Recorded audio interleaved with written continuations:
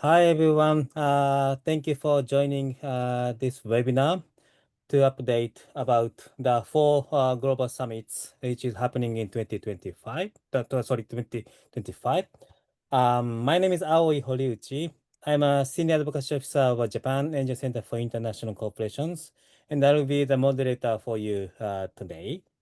And I am also the co-convener of Global Summit Watch, which is independent civil society group who is organizing this webinar. So we have 90 minutes for the whole sessions. And before we begin, I'd like to give some housekeep rules. First, please mute yourself when you are not speaking, because if we have background noise, it's pretty difficult to listen to speakers.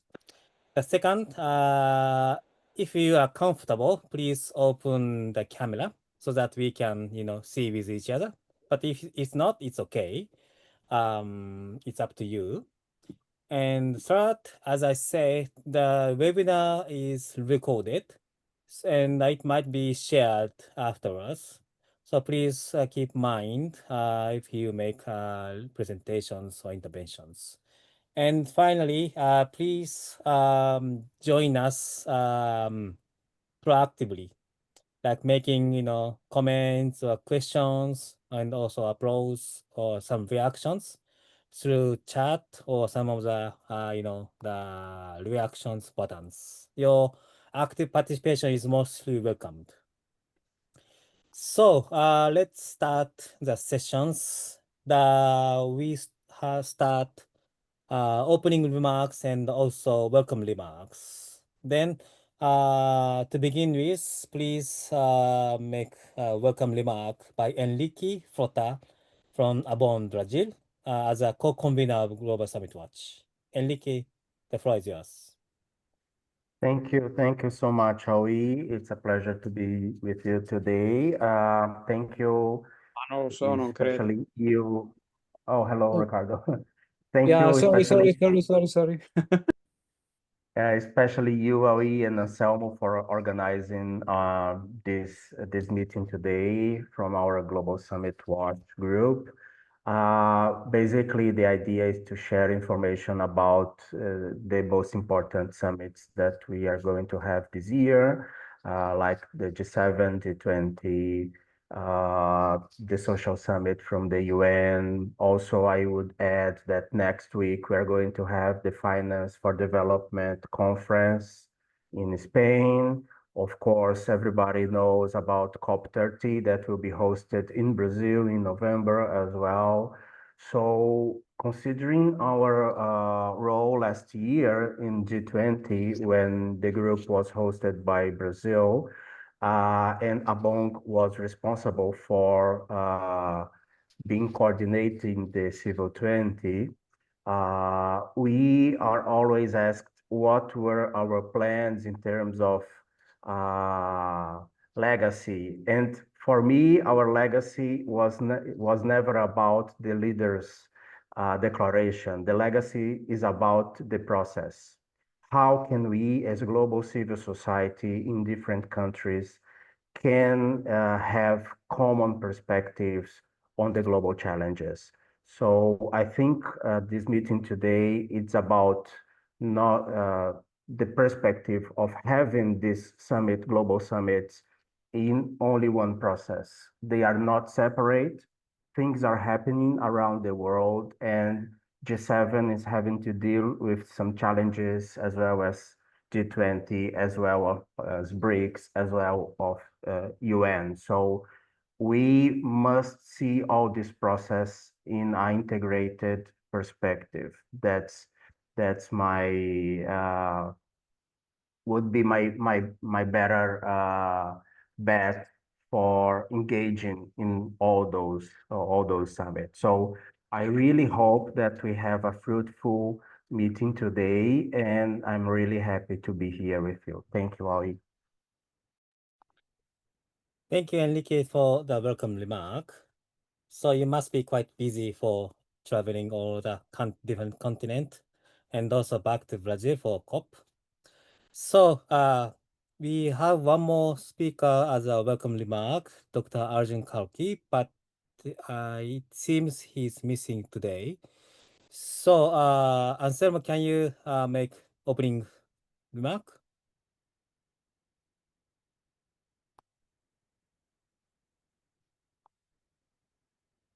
The floor is yours.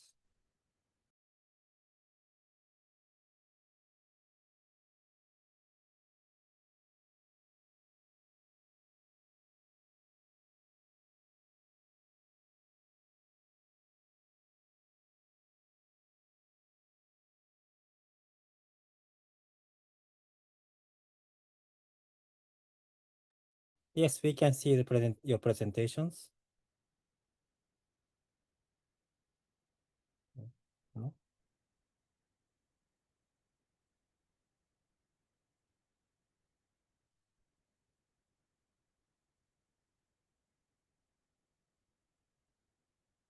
It's gone. So while we wait Anselmo's preparations, I would like to ask participants to change your name, screen name, with your full name and also organizations, and possibly the country where you are based in, so that we can see who are joining from which part of the world. Thanks. Okay, Anselmo, you sent the PowerPoint. Aoi, can you show the PowerPoint screen? I just share in the chat box. Okay, I will I don't know. try. I know I cannot. You cannot? Let me check. I also share PowerPoint in the chat box. You can download while we are watching screen. Like this? Yeah. Okay, very good. Yes, please. Okay, so next slide, please. Oh, this is the program. Okay, next. Okay, the next, yeah. So I put some photos, some basic information, because obviously, we are engaging the either G7 or BRICS or G20, but this global summit watch, we are trying to facilitate exchange among three, So these are like a level playing field, some basic information where we are with the G7 and then G20 and BRICS. Okay, this is a famous photo. Trump was there, only G7 summit. After dinner, he left, right? So the next photo with all the invited country, he was not there, He was not there, It seems they are happy without Trump. Okay. Anyway, this is the, and very interestingly, Zelensky was there. And then from among BRICS country, there are three: India, South Africa, and Brazil. And also last minute, South Korea was invited, because we just had an election, the president election. So that shows a kind of dynamics, the G7 and the BRICS. So that means without China and Russia, the other three BRICS were invited G7, Okay, the next slide. This is a BRICS country. As you know, finally they have a 10, 5 plus 10, 5 plus 5. The new 5, originally, obviously, Brazil, India, South Africa, Russia, China. Now they have Ethiopia, Iran, UAE, Egypt, and Indonesia. Several countries are in the waiting list to join. Probably in this meeting, they will decide to accept more, like Thailand and Malaysia and Vietnam. Several countries in Asia, they want to become member of BRICS. So very dynamic, Okay, next. This is a G20, but G20 is no longer, we have to add G20 plus, because G20 means traditionally 19 country plus European Union, but last year they decided to accept Africa Union, so you can see in the bottom, European Union and Africa Union, so now 21, 19 plus two regional organizations. So this is the composition, okay? The next. So this is a short summary of the summit. Since I want to put together here with the UN, as you know, 2003, 4, 5, this is an annual summit, a SDG summit, and then the Summit of the Future, and this year the Social Summit. Next year we have a break. And 2027, we have a third and last SDG Summit.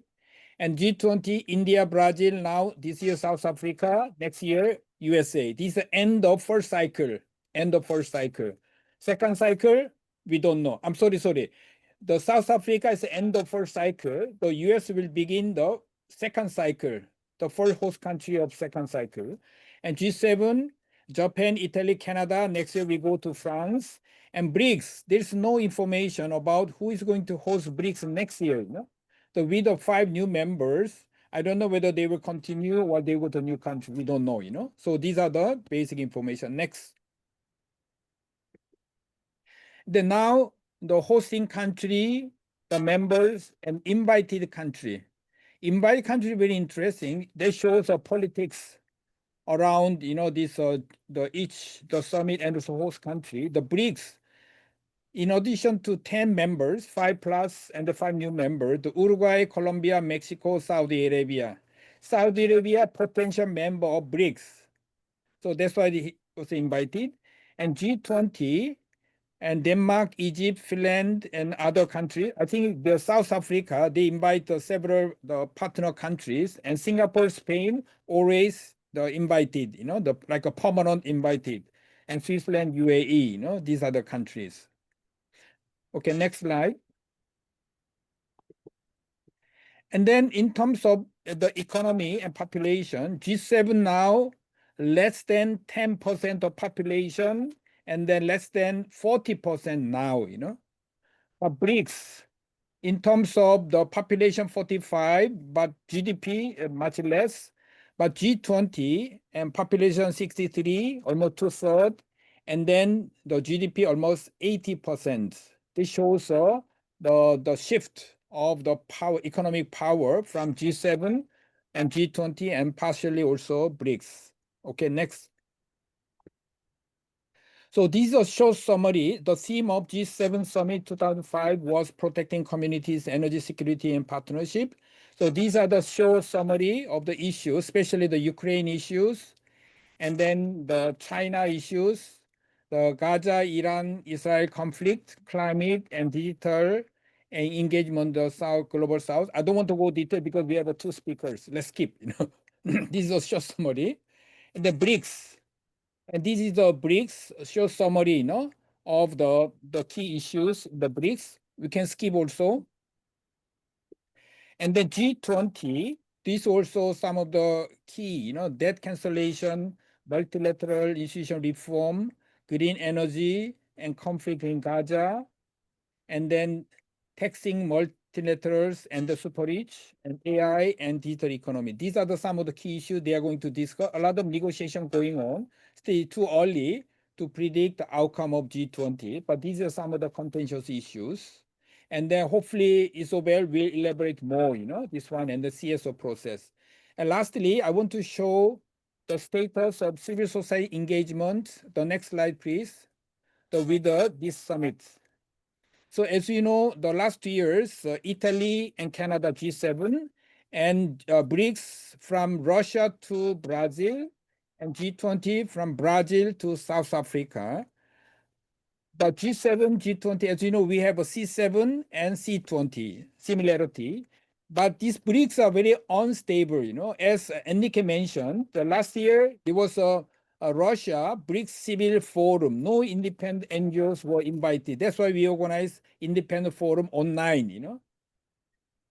And then the Brazil, they are going to the People's BRICS. There was some link I found out very recently. But MST, the you know, the land-lease movement, peasant movement sang there. They are the key organizer, but not civil society organization invited, as Henrique said, you know.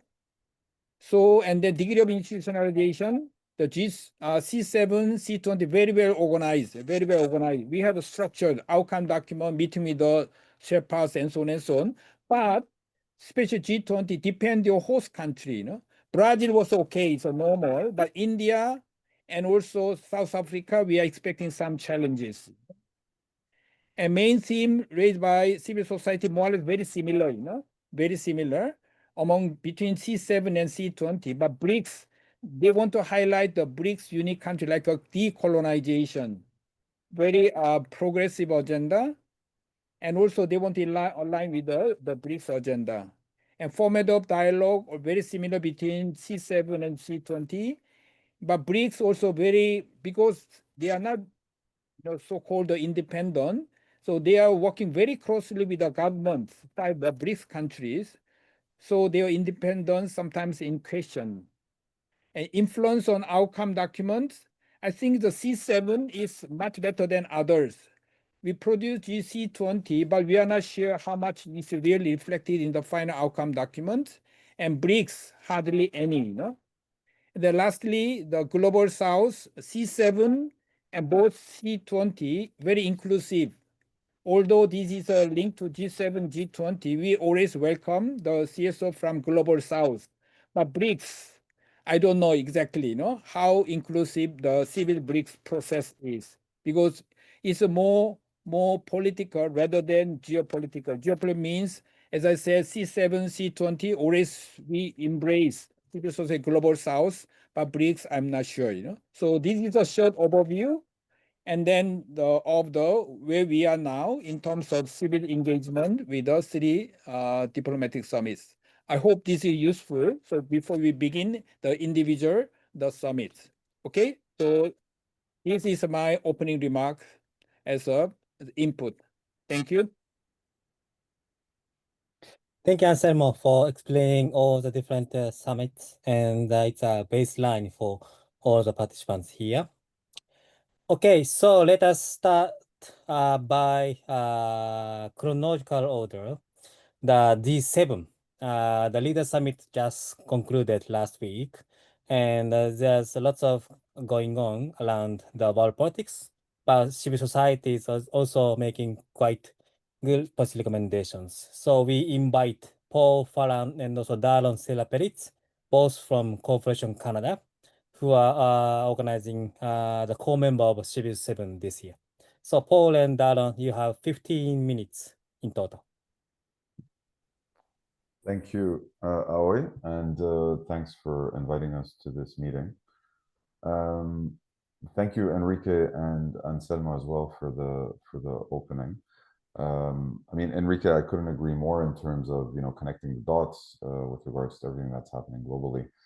And Anselmo, very useful to see that kind of broad stroke overview as to how these things are coming together, and obviously how politics influences all these things. And it'll be interesting to see how the BRICS situation evolves as well with the attack on Iran, which is ongoing.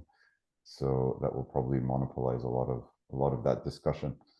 With regards to the C7, I mean, some of you were at the summit, and a number of you have engaged in the process since Cooperation Canada began leading it following the Italians last year.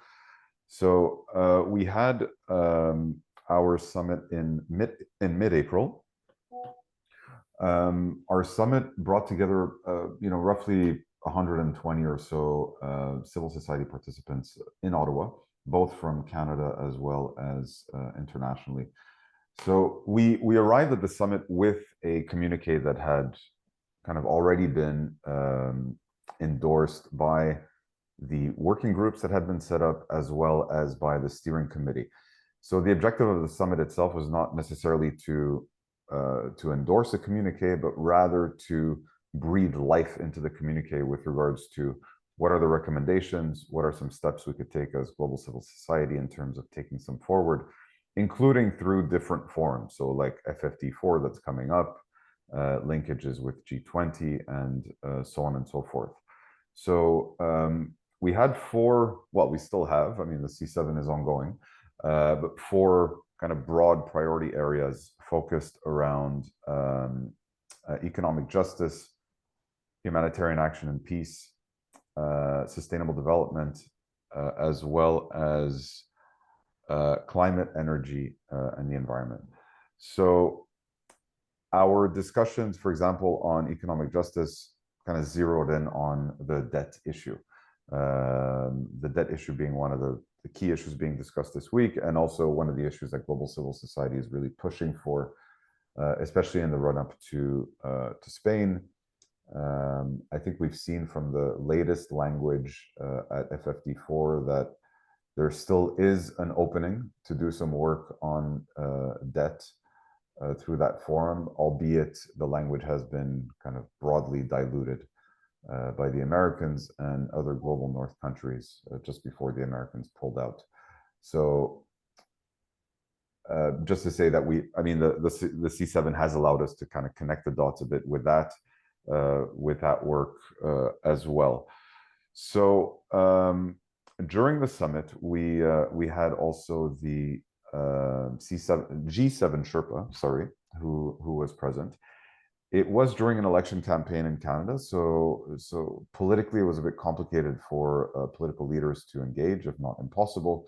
But we did manage to get the Sherpa, as well as diplomatic representatives at pretty high level from the other G7 countries in the room, to whom we presented the communique. So the international coordinators of our working groups presented that, and that was then received by the G7 Sherpa with the other leaders in the room from the G7 countries.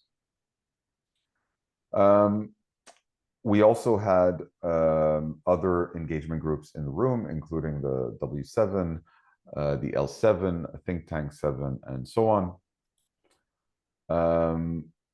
So basically, I mean, I won't go into necessarily the substantive elements to a high degree of the C7 summit, and hopefully you've had a chance to see the C7 communique.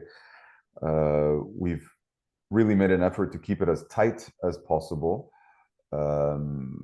so as not to overwhelm our Canadian and other G7 friends with a laundry list of recommendations. But I think at the end of the day, we came up with a pretty tight communique that speaks strongly to the themes I highlighted before, and that can also guide us in our work. So Darron will speak a bit to the work that happened at the G7, and the communique served as a backdrop to our substantive engagement.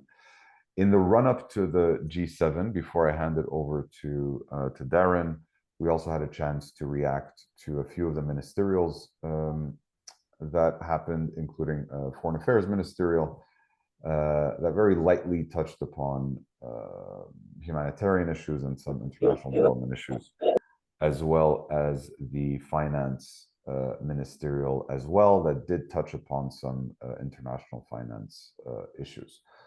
So that's kind of broadly speaking how the C7 summit kind of occurred and what followed through.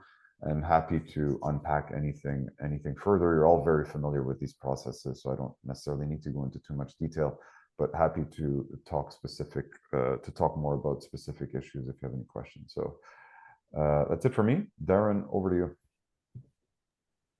Great, thanks, Paul, and thanks for organizing this, Awe and Global Summit Watch.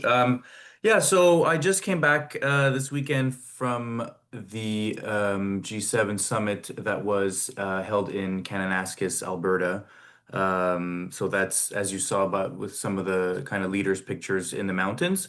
So I was not, or the civil society was not in Kananaskis, but rather in Banff, where the media center was held, which is about, I don't know, 45 or an hour away, 45 minutes or an hour away. And so basically, the C7 was represented by 15 civil society representatives, but there were also other engagement groups there. The T7 was there, the Business 7 was there, as well as University of Toronto, which G7 research group had a good delegation there as well. So there were quite a few engagement groups or non-state actors there, which is kind of a good thing.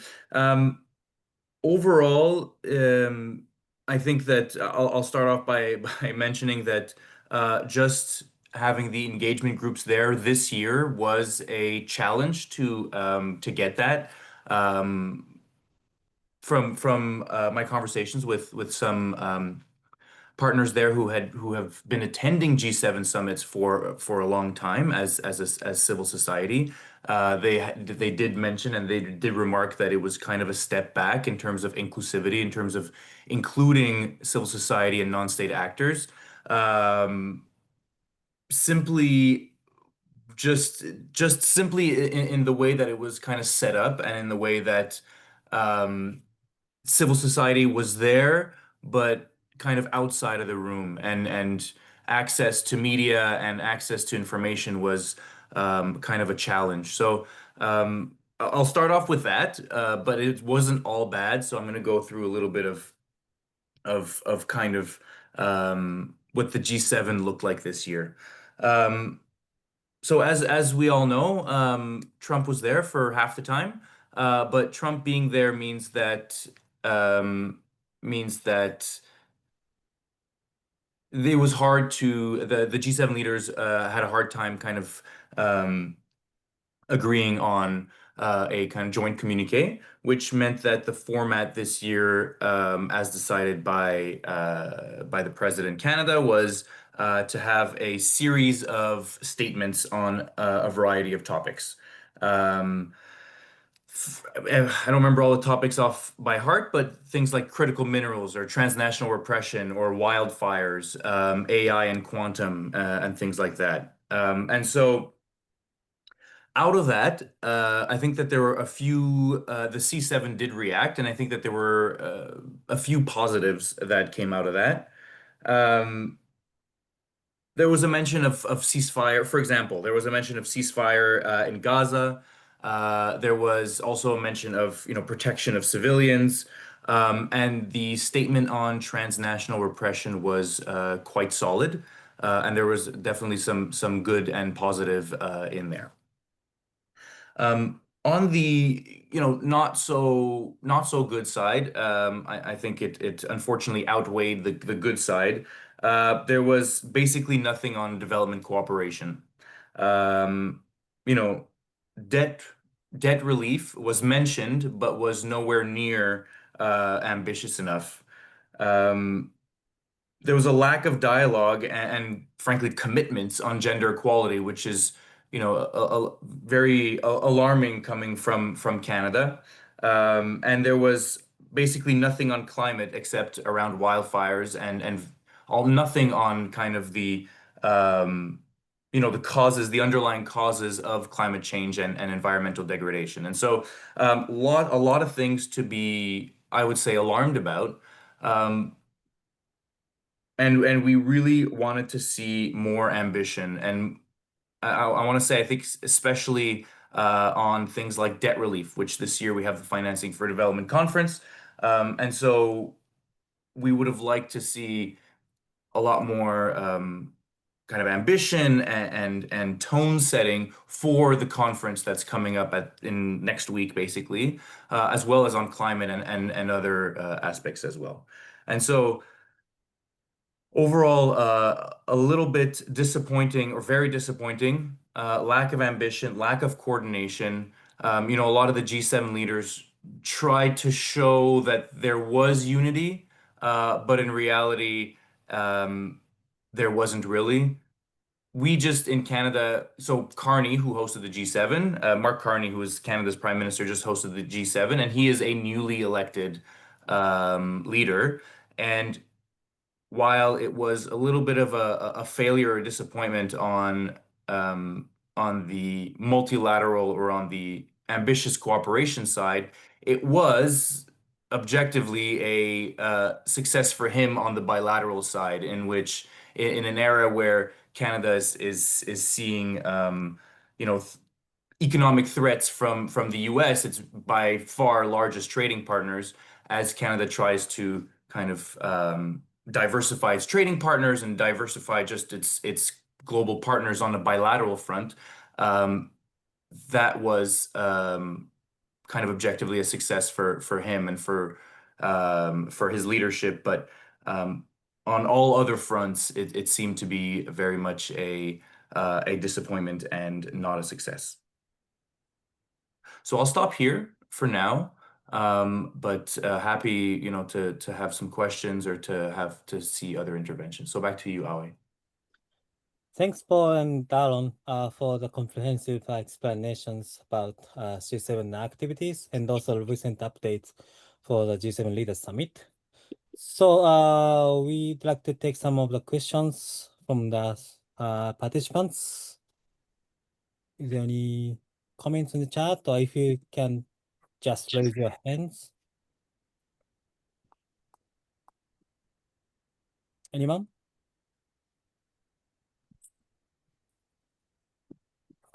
I see there's a question in the chat, Aoi. Okay. Sorry, I see that one. Question number one about G7. How was the participation of and cooperation with civil societies in USA, which has been facing huge challenge by Trump? Given the fact that USA will host G20 in 2026 and G7 in 2027, what will be response and strategies of US civil societies? Any idea from G7 countries, especially Canada? I can start, and maybe Paul, you can come in afterward. We had active participation both at the summit and on the steering committee from basically Cooperation Canada's equivalent in the United States, so Interaction, which is the network of organization, the CSOs in the United States. Really active participation, but of course, their kind of domestic landscape is taking up most of their time, understandably so. But I think that there was a very much a desire to kind of see how other organizations or other countries can kind of come in and maybe, hopefully, fill in some of the gaps left by the vacuum of the United States. But in terms of, specifically G20 and G7, I'm not sure how that's gonna play out. Hopefully there might be a little bit more stability and clarity, and once there's more clarity, probably it's gonna not be very positive, the clarity in the United States on the development front. But once there's more clarity, maybe there's gonna be more kind of clear avenues for collaboration. That's my hope anyway. But Paul, I don't know if you want to kind of come in. No, I think you've covered it well. Maybe just to add one point that we also had, this is non-CSO, but we also had engagement from the U.S. Embassy in Ottawa, albeit at a junior level, where the other embassies had sent either ambassador or deputy ambassador level. We had more of, I think, at the officer level. Nevertheless, they were still present and responsive to a letter that we had sent to their ambassador. So, but otherwise, I think other than the interaction person, I don't think we had other American NGOs in the room, right, Darron? My feeling is no. Yeah, no, I don't think so.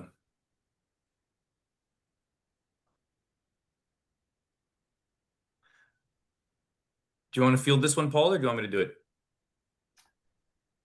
I could start it off. I mean, I think in general, we've, beyond the summit, we've been engaging with the other engagement groups. I think as C7, we coordinated, I think, 3 calls with the other engagement groups since the handover was done last November.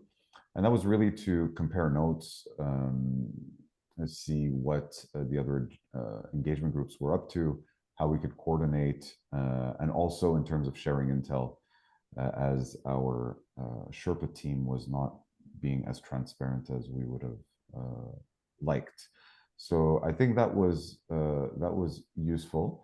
At the summit itself, yeah, I think we had solid participation from a handful of other engagement groups. We had one session that was led by the W7. The W7 was not hosting a summit this year, and in light of that, we offered them a session on gender justice, which they conducted. So I think, I mean, in general, it was good. I'm not, in terms of significant outcomes or achievements, I'm not sure if there's anything significant that I would point to at this stage. I guess it's more of a work in progress in terms of how you coordinate, how you share notes, how transparent you are with one another. Sometimes those things are hard to gauge in terms of a tangible outcome. We did have some slight modifications made to our communique following the summit with inputs that came from the W7 and the P7.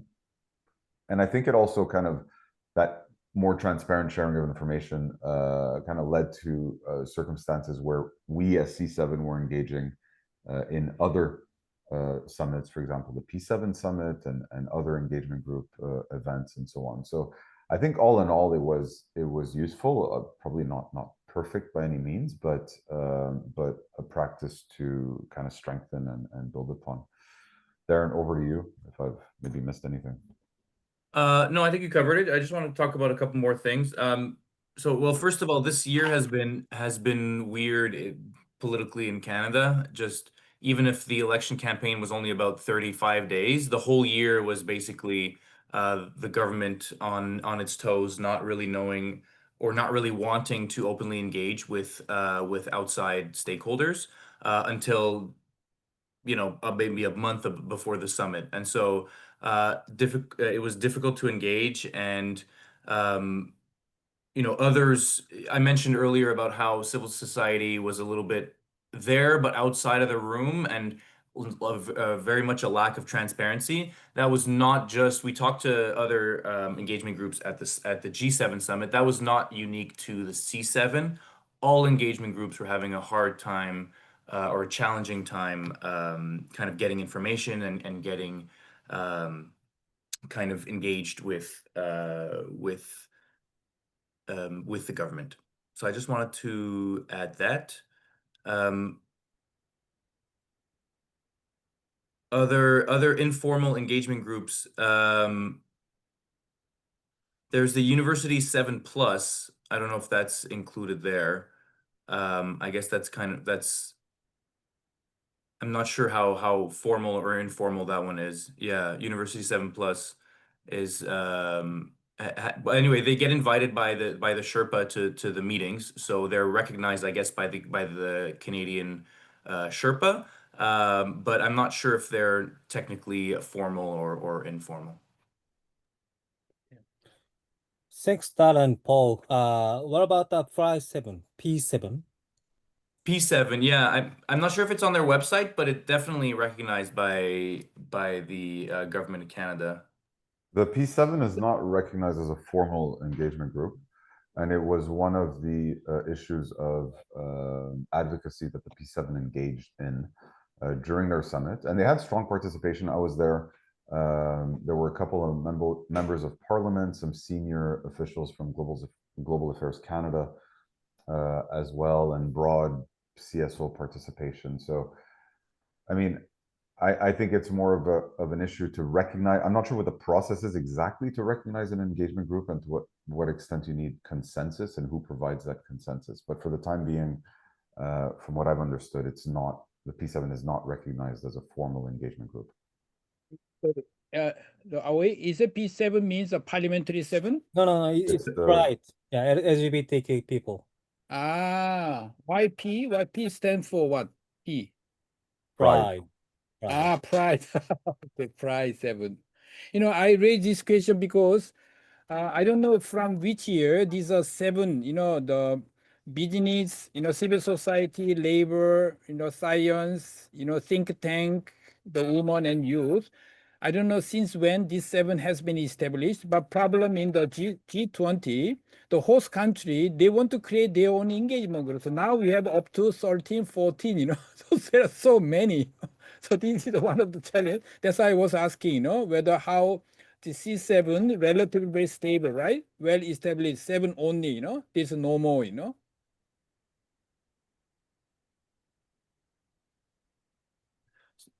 Let's see. So any contentious issues? I mean, when you produce communique, I don't know whether there are any contentious issues, and how did you manage these contentious issues, if there were any, Darren, you want me to go?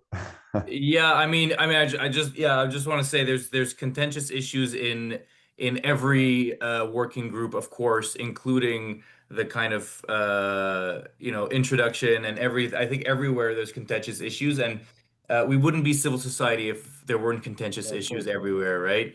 But yeah, Paul, go ahead. Take it away. Yeah, I mean, I don't think substantively that we had many contentious issues. There was, in all honesty, coming out of the C7 summit, there was a disappointment on the P7 and W7 part in terms of the strength of the language around LGBTQ language in the communique. And we had some pretty rigorous discussions with them, and we kind of addressed that and actually did an update of the communique after the summit. So that was fine, and it was all kind of in a constructive manner. In terms of contention as well, I think there was some pushback in terms of how Cooperation Canada managed the C7 process as a whole. I think there's been some past practice in terms of how working groups are set up, and we had a bit of a break in that. I mean, I would say the break is more kind of cosmetic than substantive in terms of the number of working groups and whatnot. At the end of the day, the space for discussion around the themes that the C7 typically tackles was available, and it was there. And the participation in the working groups was also open. So, for example, we didn't have a health working group specifically, but we had a sustainable development working group which tackled health issues amongst others. And in fact, our international coordinator is a health specialist. So I think that I wouldn't call that contention. I would just call that a bit of pushback in terms of how that was managed. But at the end of the day, I mean, I don't want to blow my own trumpet, but I think we came out of this with a pretty solid communique. I think there was broad endorsement, legitimacy around the communique as well. That's the broad feeling we got coming out of the summit.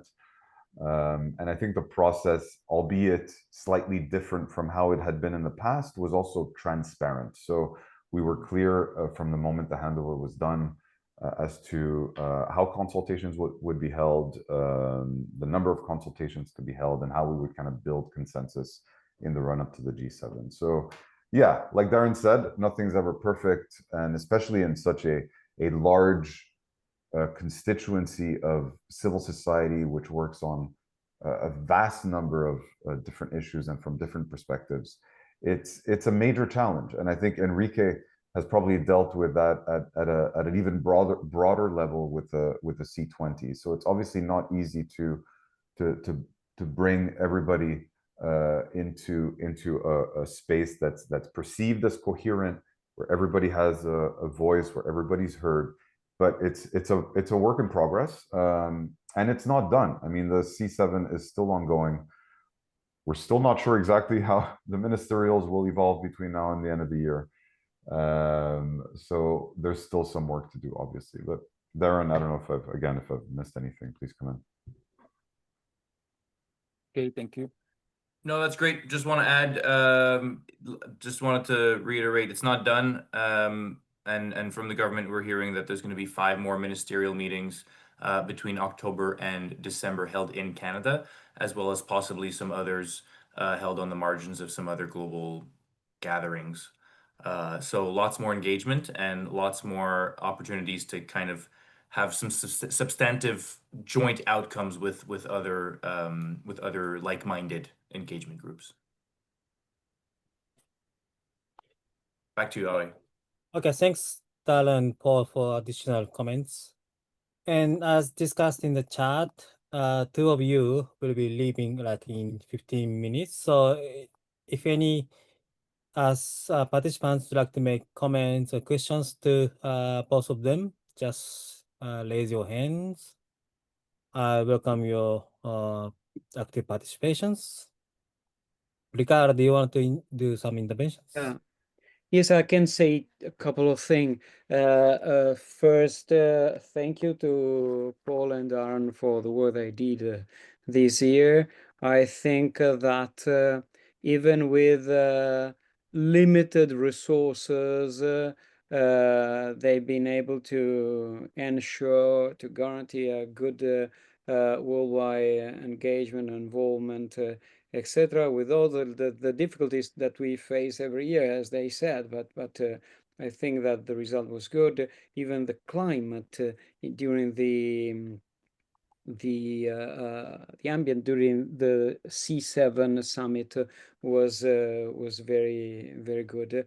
I would make a couple of general consideration. That is that focusing on next year's and also the month in that we'll have during 2025, we have to understand how we can strengthen our role as a civil society.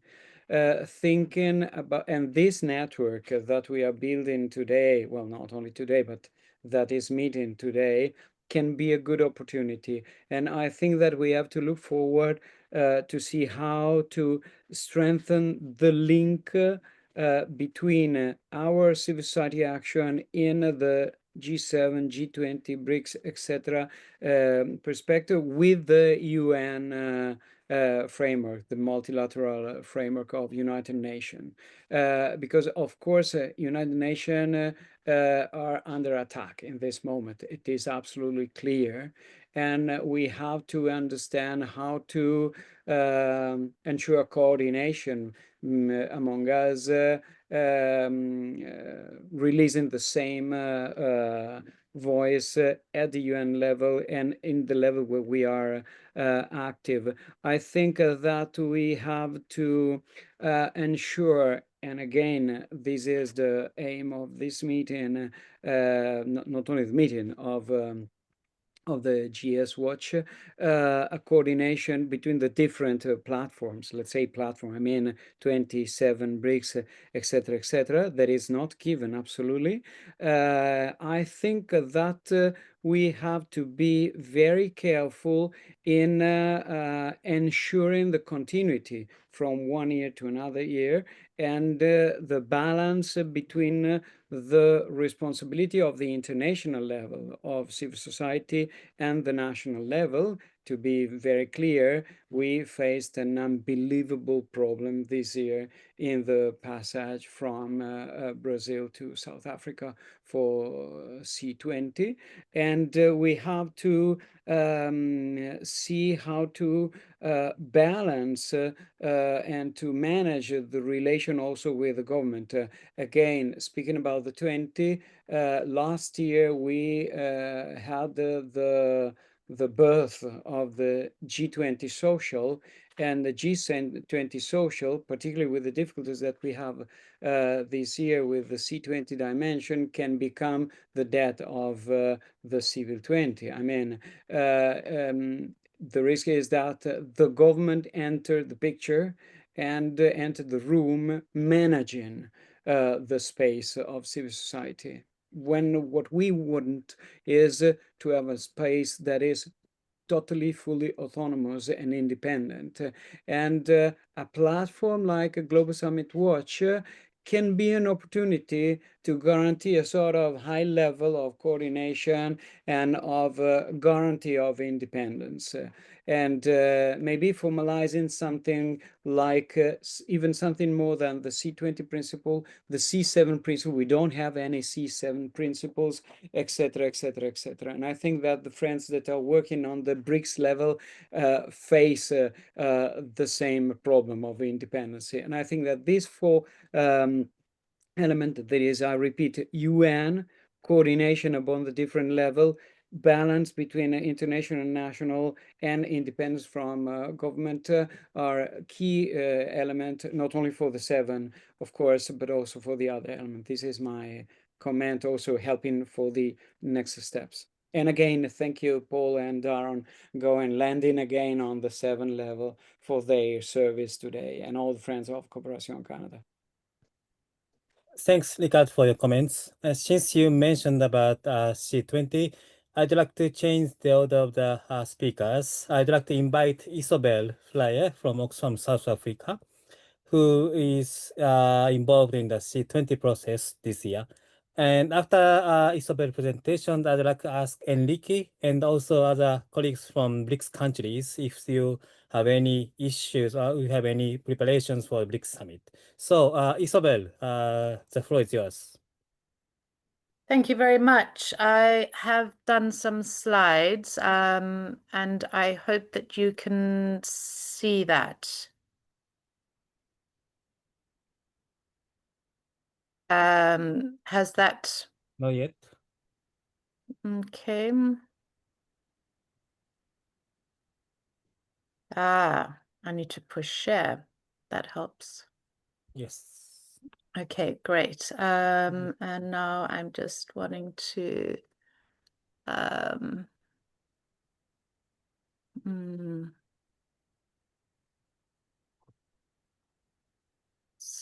sorry, I want to do slideshow. No, there we go. Yes. All right. Thank you very much for the invitation, and it's a wonderful opportunity to share on strategy and update on information and knowledge. So I will be speaking about the G20 and the C20. I have recently joined Oxfam South Africa as the G20 Senior Policy Advisor. I use Teams more, so if there's a problem with the slides, if you could let me know at any given time. Much of what I prepared has been touched on, so just very briefly, the G20 being an international forum for the leading industrialized and emerging economies, founded in 1999, but after the global financial crisis of 2008, expanded from just the finance ministers meeting to the two-track finance and Sherpa tracks. As has been said, the G20 countries represent around 85% of global GDP, over 75% of global trade, and 2/3 of the world population. So it is a significant forum, a forum of significant influence and potential, but not without criticism. So this is G20, which is the lack of the binding force. So no official international, it is not an official international body, but an informal forum without legally binding decisions. And again, the elite inclusion and great exclusion, only 19 countries, together with the EU and only recently the AU, to decide on global economic issues to the exclusion of smaller countries. Again, just to refresh, the industrialized countries that are members of the G20, including the USA, Canada, Germany, France, Italy, Great Britain, Japan, Australia, South Korea, and the emerging economies, including China, India, Brazil, Russia, South Africa, Mexico, Indonesia, Turkey, Saudi Arabia, and Argentina. And the fact that the EU is represented as a bloc, and the AU. But moving on to South Africa's G20 priorities. So the three themes which have received a lot of flack from the USA are solidarity, equality, and sustainability. And I think it's important to recognize the significance of South Africa choosing these three, because we are the most unequal country in the world. So for us in civil society, some of us were quite key to the inclusion of equality, and that was important, and also solidarity. I had proposed universalism and was told that solidarity was a much more political statement than universalism. So I think that that's an important opening that civil society has. And sustainability, of course, talking beyond climate sustainability, but also economic sustainability, political sustainability. So I think that they are very progressive themes. And in addition to that, we have priority areas, well, the South African government has priority areas, which include debt sustainability for low-income countries, which of course is building on work undertaken under Brazil and India's G20 presidencies, strengthening disaster resilience and response, energy transitions, harnessing critical minerals, and that came in from the G7 report as well, and financing reform and pandemic preparedness under the Development Working Group Global Public Goods. And there are 7 technical working groups under the finance track. These are framework, international finance architecture, infrastructure, sustainable finance, international taxation, and sorry, I just need to move. Financial inclusion and financial sector issues. Under the Sherpa track, there are 15 working groups, and these are agriculture, anti-corruption, culture, disaster risk reduction, development, digital economy, education, employment, energy transition, environment and climate sustainability, sorry about the typos, health, tourism, trade and investment, research and innovation, and women's empowerment. And in terms of the Sherpa working groups, they're usually 4 per year, and of course have negotiators, and also the number of the invited countries, which, as we were shown, make up an interesting selection of people. So that's with regards to government's G20 priorities. Just in terms of dates, I will come to the C20, don't worry, but I think it's just important for us to know that while the G7 has happened, we are working towards the Leaders Summit, which will happen between the 22nd and the 23rd of November in Johannesburg. There is also an Alternative People Summit, which is going to be held at exactly the same time as the Leaders Summit, and that's on Constitution Hill. That's part of the Outsider track within civil society. The Social Sector Summit, which was mentioned by Anselmo, has been organized this year between the 18th and the 20th of November. The C20 summit, the dates, as far as I heard this morning, have yet to be determined, but there has been a commitment to it. And of course, civil society always works on campaigns and stunts in the run-up to the summit for media attention. And the 1st of December, we should, by historic precedent, have a handover of the G20 presidency to the USA. But we need to just also, I think, in spaces like this, ask what this means for civil society, both globally, but more specifically in the USA. So working with as civil society within the G20 space, as Oxfam, we work on the insider track with engagement groups, as well as the outsider track. So the engagement groups have grown there. I think they are 11 that have been endorsed, but they're growing. As I said, there is the C20 summit. Sorry, there is a C20, Civils 20, and we'll work towards a summit on that, looking at the concept document and also the policy pack framework, and the social summit. And then on the outsider track, as we work towards the People's Summit preparations and the side events and media and comms as well. And we are here just talking about matters. We heard earlier that there was some contention in C7, and I think that is very well known that there is contention in the composition of the C20 update.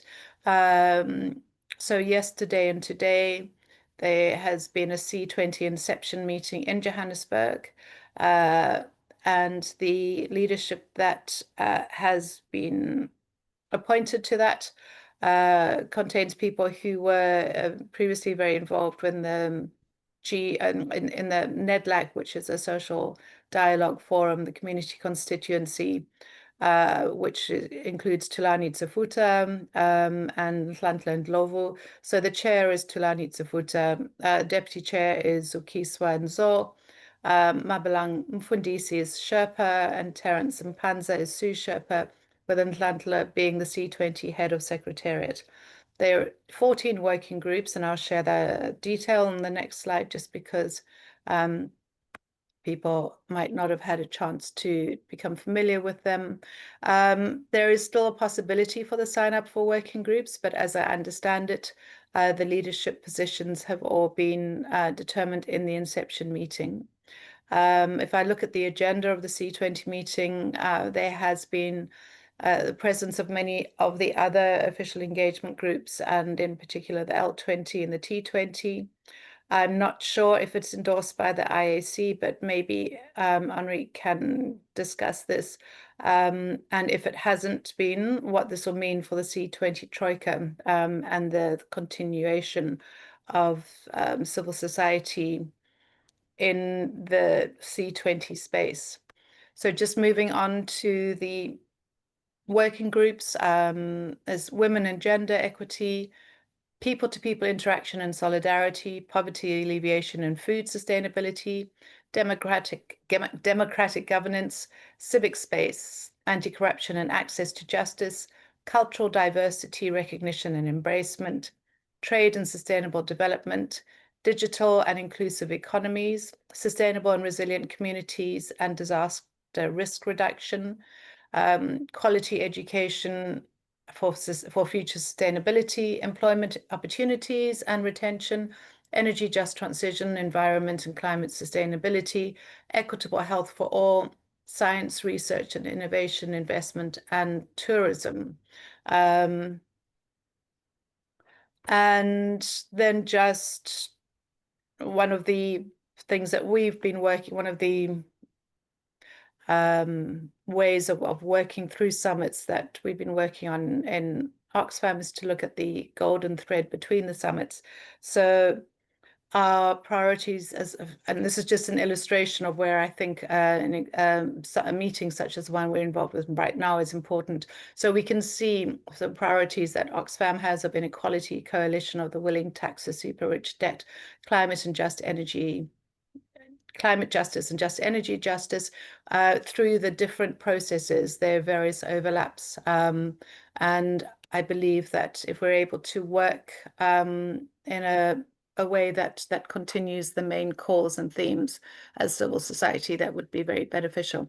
So I'm finishing now and handing back for discussion, and I think that there should be some discussion, but just to, in closing, emphasize that both the insider and outsider tracks for civil society in South Africa is important. A number of civil society groupings feel that they don't wish to work on any insider track, and they are the ones that constitute, of course, the outsider track. I will be quiet now. Thank you very much. Thanks, Isobel, for the recent updates around C20. So I'd like to have some questions and comments from the participants. You may have new informations, but we also like to, share more intelligence and also updates from the participants. Okay, so we have Henrique here. Go ahead. Just to answer what Isobel raised about the endorsement, the International Advisory Committee of C20 had, since the beginning of the year, endorsed other organizations, but there were different groups asking to take the positions on C20, and the government tried a mediation session. Some of us, such as Ricardo and Alessandra, tried to participate, but it was very difficult to understand because there were people in person, there were people online, and it didn't seem to be a very neutral mediation process. And by the end, both groups could not agree to work together, especially because those that remains expresses some xenophobic positions, some sexism, and in our perspective, they do not fulfill all the C20 principles. So because of that, the International Advisory Committee, so the other group decided to step back. I'm talking about APSD, Economic Justice Network, etc. Those were the ones that received the endorsement from the International Advisory Committee, but after this mediation session, they decided to step back, and we had this group formed by NEDLAC and Show Me Your Numbers, but we don't think they fulfill all the principles, so the IAC is not endorsing them. And we are already in the end of June, and C20 doesn't have even an inception meeting. They decided the working groups, I don't know, they the thematics they chose because they didn't share with us this kind of decision. So there is no troika for C20 this year. And in my personal perspective, I don't consider this year as a C20 regular process. So of course, we respect the national decision, etc. But like Ricardo said before, we have to work in strengthening the institutional aspect of the engagement groups, because we could not have other years in which governments will not respect the autonomous decision of civil society. And global civil society, through the International Advisory Committee, had taken another decision that was not respected by the South African government. So for me, it's a pity after all the work that we had in the previous years, but it's better to admit that Civil 20 this year will be a national process driven by organizations that are not endorsed by IAC. I cannot recognize their legitimacy. Just to share that. Okay, thanks, Henrique, for explaining the C20 Brazil International Advisory Committee's decisions and also endorsement. Ricardo, do you want to jump in? Yes. Yes, just to confirm what Enrico was saying, and with a lot of pain, I have to say, because these situations are, of course, very, very difficult and not happy for all. And I have to say that attending this process, and as Enrique was saying, even trying to facilitate a solution, a convergence, a composition of the situation has been, even, I use a word that is quite strong, it has been, I mean, trying to help has been even disturbing because of words that have been used, attitude, behavior, and it was difficult. Having said that, I think that we do not need any kind of polemic or any difficulty to add to an already difficult situation. I think that we can remain with the fact that the C20 process this year is not recognized, is not endorsed by the official C20. Nevertheless, it can be an opportunity to participate, to have a dialogue with the government. And of course, we wish the best to who is trying, like Isobel, to work in that, because we know that it is already difficult. And the point is not to point or to say this is wrong or whatever, but the concern is how to strengthen the process for the future. So I think that the IAC will meet again exactly to review the C20 principles and to reflect on how to manage the issue of transition. And I think, as I said before, that this dimension of the Global Summit Watch can be also an opportunity to share ideas and to understand how to reflect on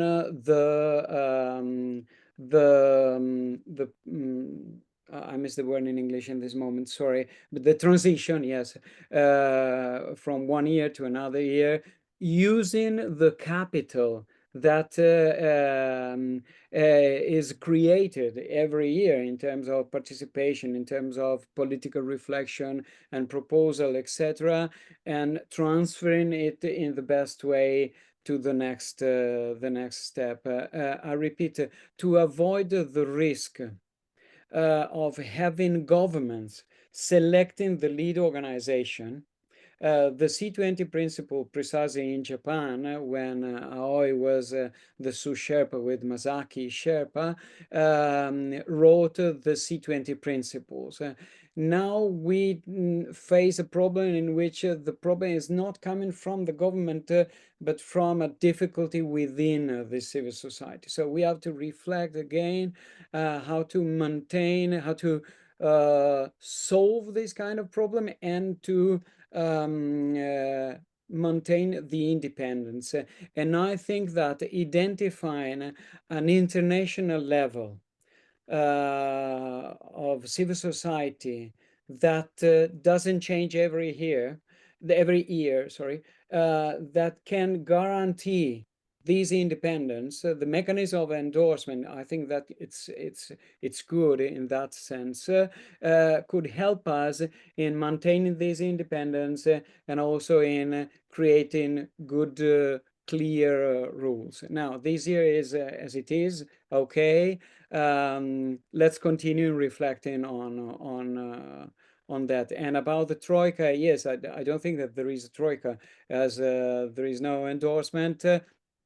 Let's think about, we will do that as IAC, but I think that this Global Summit Watch can be an opportunity to reflect, to share the reflection on that and to see how to formalize the process also for the other. For instance, we don't have this kind of problem on the C7 normally, but what will happen tomorrow? I mean, for me, Henrique knows that the natural actor in US is interaction because it's a platform. But what if tomorrow Trump says that an organization that is formally civil society, but it's totally linked with this neo something in the US administration will be in charge of organize that? Can we give them an endorsement? Of course, this is a problem, and I think that we have to discuss about that in next opportunities, in next meetings. Thanks, Ricardo. Isobel? Thanks. Just very quickly, because BRICS needs to speak. I think the idea of having a more permanent structure is really important. And I want to say that the divisions within South African civil society go back to the liberation movement and the loyalties that attest to that. So the idea of a civil society that is independent of loyalties for past political engagement was something that just we weren't able to deliver. So thank you both, Ricardo and Henrique, for understanding that there are people who are going to be working within both spaces. It has been hugely divisive and regrettable. But I think that it does move towards Ricardo's point about having a more permanent sitting of a kind of secretariat, is my view. But thank you very much for listening. Thanks, Isobel. Okay, so as we are running out of time, but we still need some presentations. So I found that Ishaan should be leaving now. Can you speak a little bit about the OSSD and Yes, happy to. Can you hear me okay? Yes. Apologies, juggling a couple of meetings and an in-person meeting, but great to be here and happy to give a brief update on the second World Summit on Social Development, which will take place in Qatar in November from the 4th to the 6th of November. The second World Social Summit on Social Development, or WSSD2, is really a moment to look at how we can recommit to the Copenhagen Declaration, which was adopted in 1995, 30 years ago. It's a moment to look at what progress have we made, or the lack thereof of progress. What do we need to do to really concretize the accountability mechanisms around the implementation of the Copenhagen Declaration in the context of social development. I'm not sure why the UN does this, but as you can imagine, all these intergovernmental processes are happening all at once. So the negotiations of the outcome document, which will be a political declaration, is currently ongoing at the same time as the FFD was, CSW revitalization, as the high-level political forum. So it's all happening all at once at the UN headquarters in New York. We're at the stage of the negotiations where there is a Rev 1 of the text, and negotiations will resume tomorrow and throughout this week. The text, if you look at it, and I can put a link to it in the chat as it stands now, it's very weak in terms of the language on social development. It recycles agreed language in the past.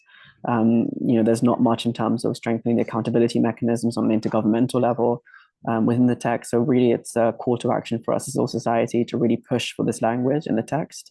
The process around the negotiation of this outcome document has been very opaque. It's been very much reserved for the member states. We've been struggling very much to get updates on what's been happening on member state positions, and even member states haven't been receptive to our inputs as a society. We largely suspect this is because they're overwhelmed with so many intergovernmental processes, but also because they don't want to create any new mechanisms in terms of accountability, given the backdrop of UN80 and the uncertainty around that. And we'll find out more, hopefully in the next, or tomorrow actually. Guy Ryder is giving a briefing on UN80 to member states, but also then in September, when the Secretary General proposes his concrete proposals to the Fifth Committee, this will have implications again on the World Social Summit and also on the implementation of the Copenhagen Declaration. Thank you for putting the links in the chat for everyone there. But with negotiations beginning tomorrow, I think if folks are interested in providing comments, now is the time to submit those to member states in particular.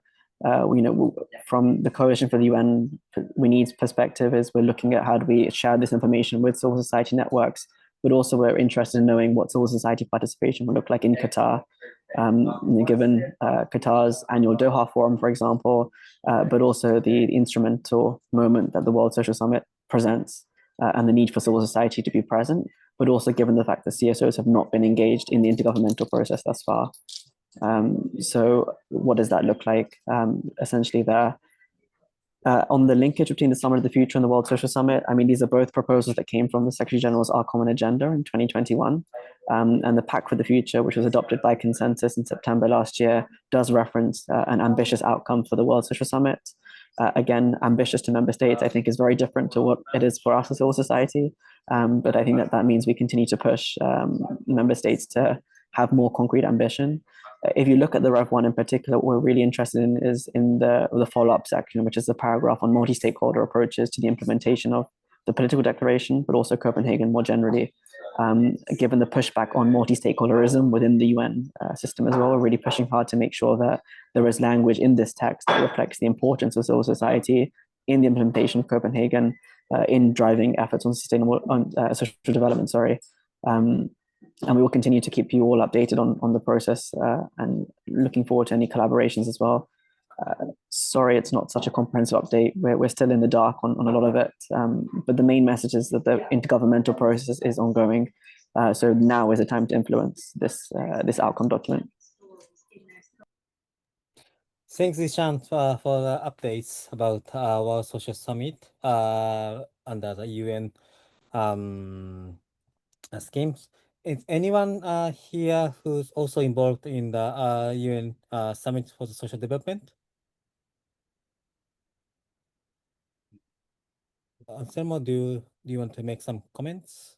No, not really. Okay. So as Ishaan mentioned, the negotiations is going on, and there are probably there's some channels that civil society can make recommendations, And of course, you can also contact your own government to include or reflect what civil societies is thinking about.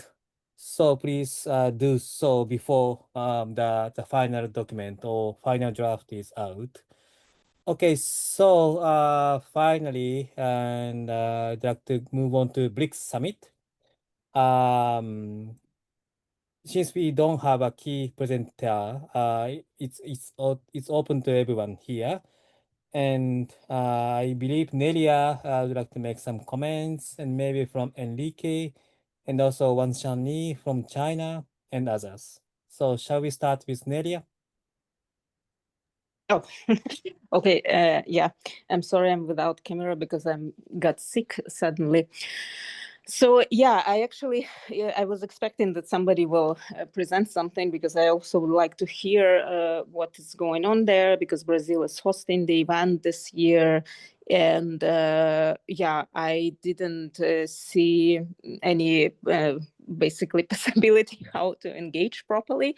Yeah, for those who don't know me, I represent Coalition for Sustainable Development of Russia. So, and as Anselmo mentioned earlier, last year, because Russia was hosting BRICS, we try to organize like alternative independent civil society gathering to actually collect independent voices from BRICS and see what is possible to do around this. And yeah, I actually wanted to ask Henrique, because he mentioned in the beginning, before we started the meeting, that Russia more or less controls civil society engagement process, even in Brazil. And I would love to hear more about it, because yeah, it's interesting for us, of course, as a Russian coalition, to understand how they're trying to impact the process, because we were hoping actually that in Brazil it will be more open process for different civil society and groups. So yeah, it would be interesting to hear what is happening. But at the same time, I think I was wondering that nobody was mentioning the current situation we are in, because I think what is now happening in Iran, what is, of course, I mean, Iran is also part of BRICS, and I think it's really well, and I think everybody understands that. But yeah, we, I think, really need to understand how it will impact all the processes, because we don't know how now Russia and China probably will engage in this conflict. Will there be any further development? I mean, basically, it's happening right now in front of our eyes. And I think, I don't know how we can impact it, but I think it's definitely impacting whole other processes. And what I also wanted, yeah, to comment in terms of what Ricardo was saying, that indeed also, because I'm more active at CHLPF and other sustainable development processes of the UN, and we see that there is like infiltrating of this, so to say, alternative conservative processes even there at the, for example, regional forums.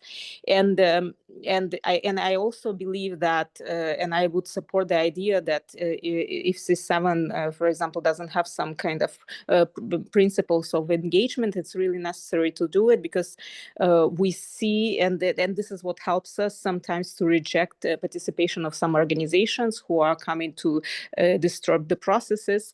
And of course, when we see how it realized in BRICS, that basically the space is completely closed for us. And I also suggest, again, to think maybe together how we can infiltrate their processes, if there any possibility to do that. As I said, I really hope that it will be possible in Brazil, but yeah, would be happy to learn more about it. Thank you. Thanks, Nelia. Now, Enrique, over to you.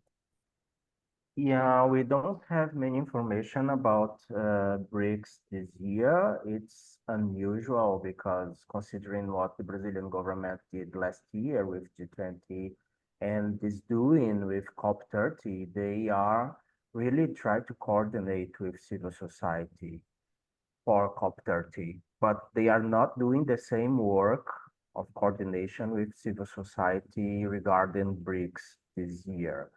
I cannot explain that. It's very strange, in my opinion. But the only meetings that we had were with the Ministry of Finance of Brazil. They had some hearings, some informal consultations, some webinars. Basically, they are pushing the same agenda, the same finance agenda that they had last year in G20.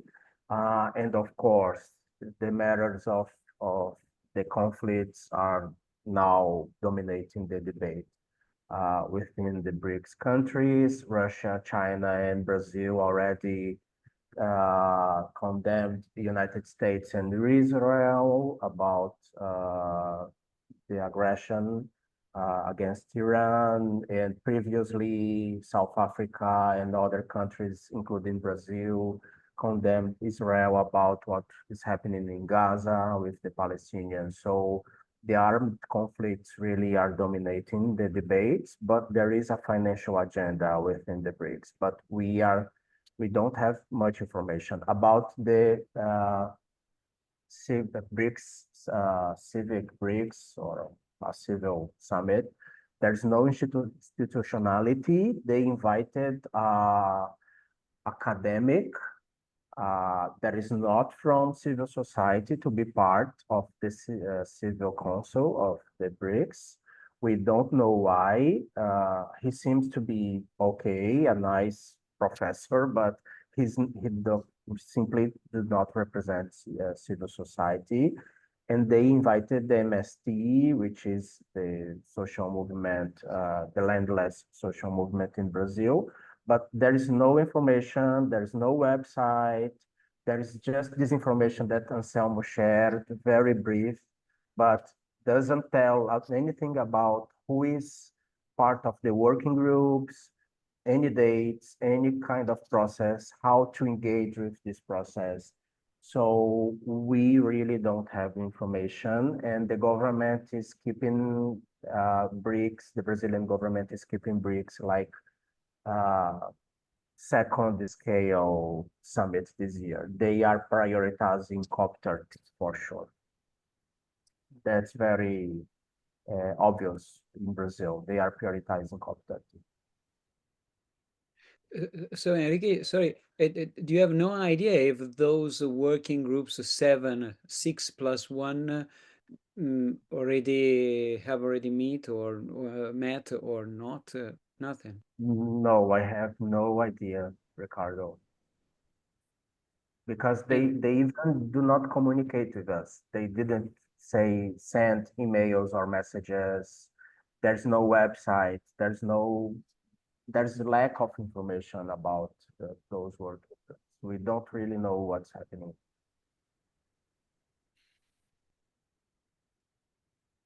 Strange. I just shared the WhatsApp.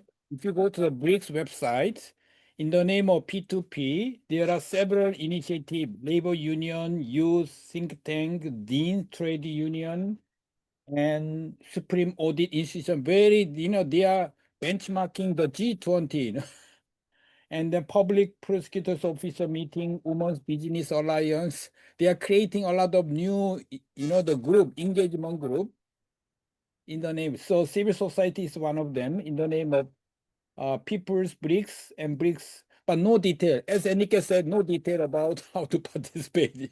Just this is one.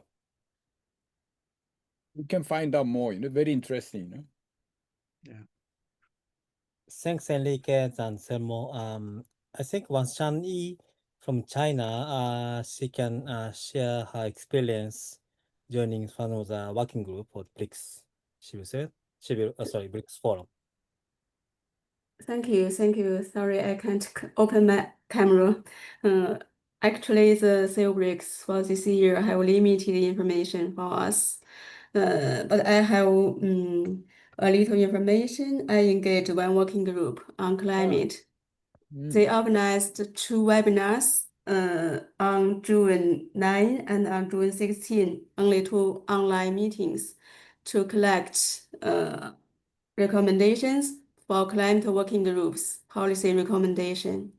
And then they told us they will not organize Seller-Peritz summit, and only through this approach to organize webinars to talk about the policy recommendations, and then submit the policy pack to minister. I'm not sure which minister they will submit. So up to now, we only engaged these 2 online webinars for working group on climate. And I'm also still waiting the results from the Seller-Peritz Council. If they have more information, can share. Yeah, this I engaged this very little information. Thank you. Thanks, Wanchani. It's quite important information you shared. Any comments or questions from the participants this moment? So it's obviously it's Global Summit Watch role to share and also coordinate the activities and also opportunities so that the participants can, fully engage in different summit. So we'll send updates once we have more concrete information for different summit. But meanwhile, you have some of the experience and comments. Okay, I see Paul Okumu is raising his hands. Paul, go ahead. Thank you very much. I just want to ask a question. I hope you can hear me. Okay, all right. I did hear concerns about the involvement of civil society in the BRICS. And you remember last time we had similar challenges with India as well in the C20. And I'm just wondering, is there something that we can do to preempt this? Or do we have to wait to be at the mercy of every country when the time comes? Is there something we can do to actually preempt this? Because initially we used to see it within the C20. Now we are seeing it with the BRICS as well, and we don't know where it will head. And we seem to always to be caught unaware until it happens. Thank you. Thanks for the suggestions and comments. Any reflections and comments from the speakers?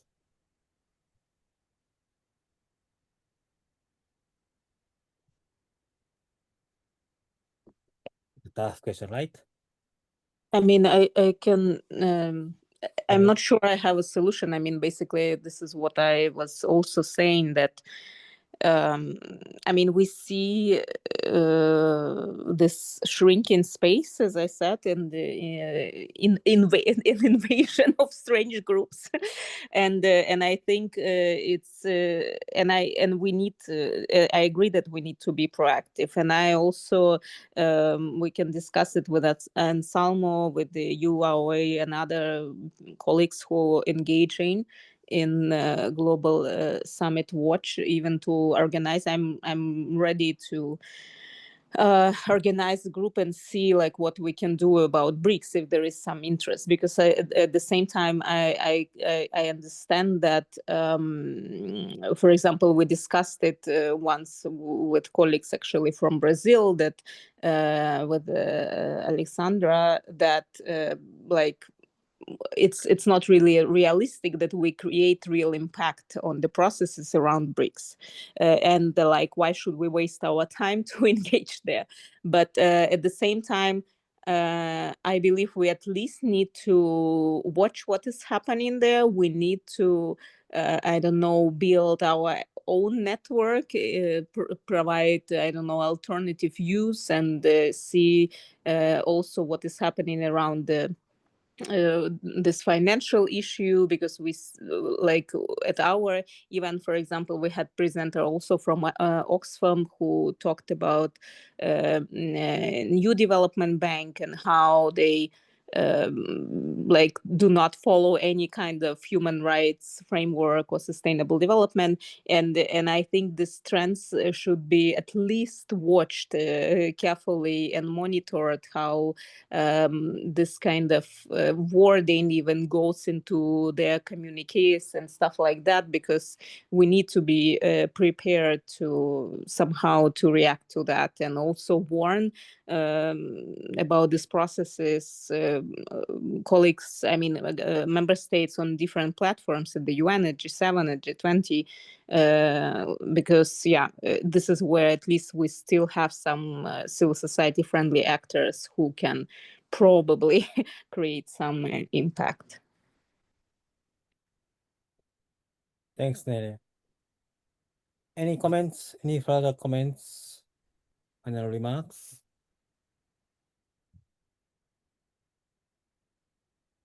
Okay. If not, let us close these sessions with a final comment from co-conveners. Anselmo, do you want to? Yes. Maybe Henrique first. Henrique, okay. Well, thank you everybody for sharing all those information. I think it was very useful to understand all those processes, but I think that Nelia summarized very well. We are facing not only in our countries, but also in international arenas, shrinking spaces. So I think that Global Summit Watch has an important role to play. What Paul asked, we don't have answers, but it's important to be aware that we cannot be every year thinking that, okay, the government didn't endorse or endorse other group, the government didn't respect, the civil societies fighting with each other. Are we creating a people summit again or not? Can we have a permanent space among ourselves? Every year, Global Summit Watch can be this permanent space in which not only we share what's happening, but also we can build our own positions regarding all those processes.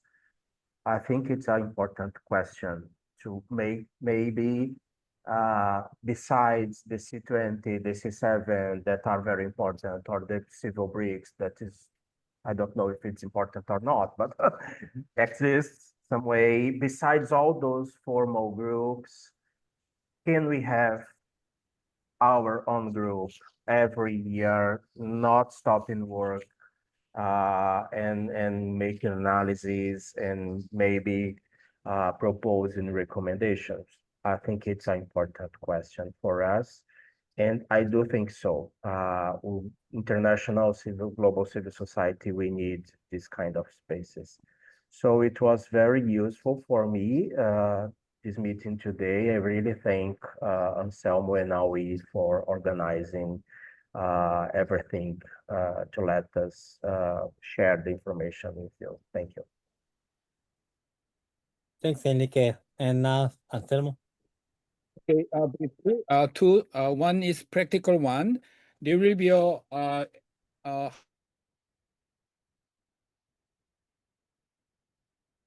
UN high-level political forum, also face-to-face meeting among the C7 and BRICS and C20. Just let me know if you in New York. So I will let you know program and venue and agenda.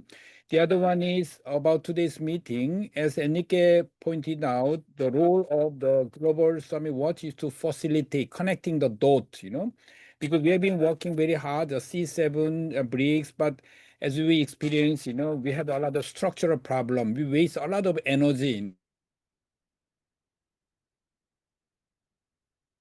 all these governance issues and so on, rather than real solution. That means not only among us, but also with some governments. So I think we have to be more proactive in terms of engaging with some open-minded government to address this problem. The C7 is stable, but we never know next time, when US hosts this one. So I think we need to prepare through this type of exchange of information and experiences.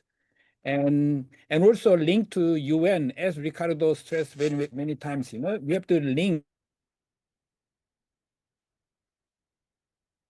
You know, this whole geopolitical summit outside critical role of UN, but nevertheless, we have to find a way, you know, make a link, at least among civil society, C4 UN, and those engage the second summit, you know.